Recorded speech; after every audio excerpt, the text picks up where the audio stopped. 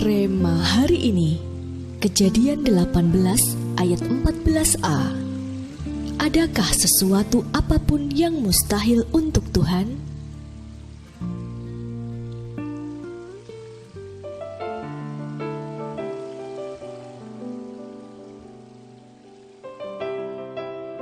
Rema hari ini diambil dari salah satu kisah Alkitab mengenai janji Tuhan kepada Abraham dan Sarah di masa tua mereka.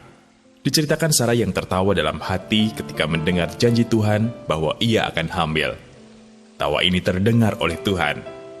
Agaknya tawa Sarah adalah tawa sinis, tawa yang tawar, bukan tawa sukacita, tetapi tawa yang mempertanyakan, meragukan apa yang ia dengar.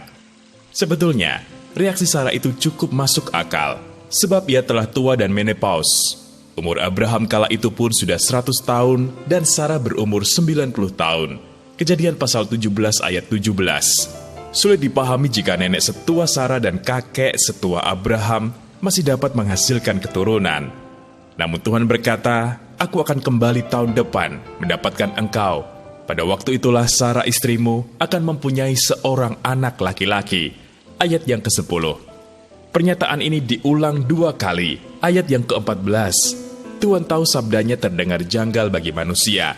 Namun yang dia kehendaki adalah agar Abraham dan Sarah membuka hati bahwa apa yang tidak masuk akal bagi mereka bukanlah hal yang mustahil bagi Tuhan. Kisah ini mengajak kita untuk mengingat kembali pada janji-janji yang pernah Tuhan berikan dalam hidup kita, agar kita tidak ragu bahwa Tuhan sanggup berkarya melampaui akal manusiawi. Seperti Sarah, mungkin janji Tuhan dan realita yang kita lihat begitu bertolak belakang. Namun saat ini, Tuhan ingin mengundang setiap kita untuk kembali percaya, sebab segala sesuatu mungkin bagi Allah dan bagi orang percaya. Asal kita mengamini janji Tuhan, maka apa yang dijanjikan Allah itu akan digenapi. Tidak ada yang dapat menghalangi Tuhan untuk menyatakan pelangi kemuliaannya dalam hidup kita. Kalau saat ini kita merasa harapan kita telah menjadi reruntuhan, bukalah hati kita dan dengarkan Tuhan berkata bahwa inilah waktunya untuk bangkit dan membangun kembali. Ingat, mujizat tidak datang apabila kita bimbang. Mujizat datang ketika kita percaya.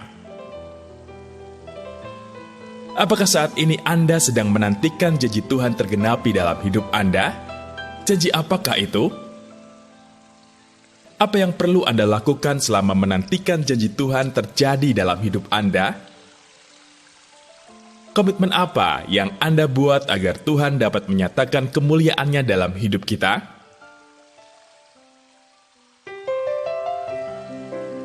Tuhan Yesus yang baik, terima kasih untuk janji-Mu dalam hidup kami. Kami percaya bahwa tidak ada yang sanggup menghalangi Engkau menyatakan pelangi kemuliaan-Mu dalam hidup kami.